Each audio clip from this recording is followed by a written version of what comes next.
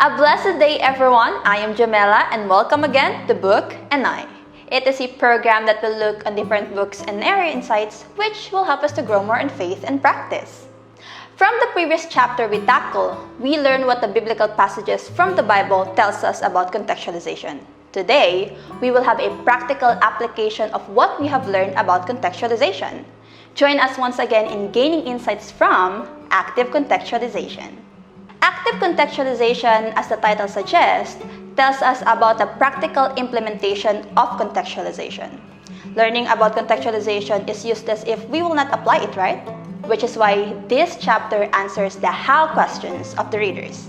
And active contextualization involves a three-part process. First, entering the culture. Second, challenging the culture. And third, appealing to the listeners. Let us look and learn from these three one by one. Entering and adapting to the culture. How to enter the culture? Well, this begins by understanding and identifying with your listeners, immersing yourselves to the questions, hopes, and beliefs of the culture.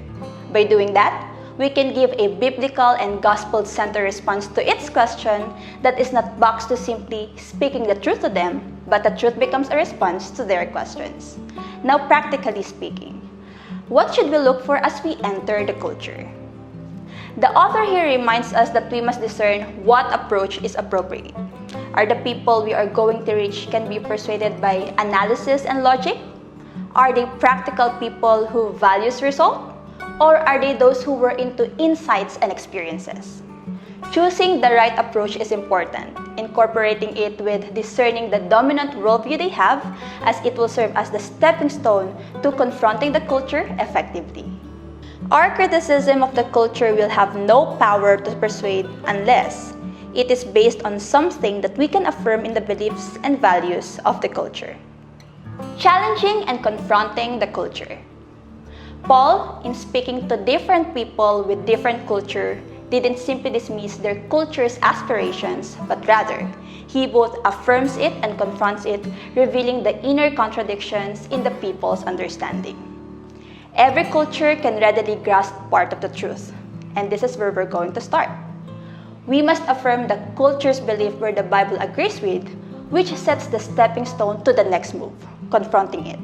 Again, every culture can readily grasp part of the truth, but not all of it, and confrontation occurs because of inconsistencies. They conform to some biblical truths, but not to others, which is why, like Paul, we must reveal those contradictions. Appealing to and consoling the listeners. Lastly, how can we make our appeal to the culture? Let's learn from Paul again. Paul's appeals to his listeners was not simply to denounce their culture. Instead, he shows to them that the ways they are pursuing those good things, the aspirations of their culture, are self-defeating.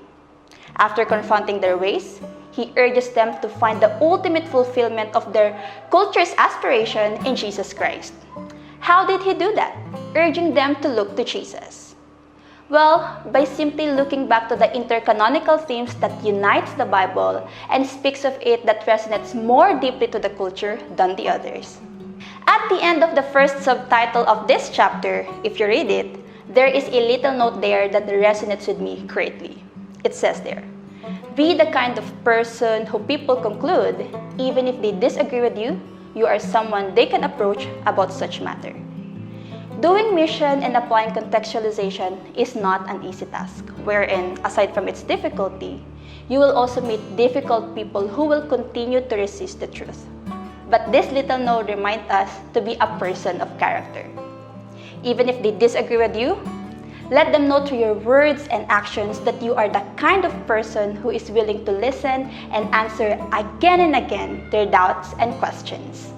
And this is the chapter we have today. Hope you learned something and may the peace of Christ be with us all. Again, this is Book and I.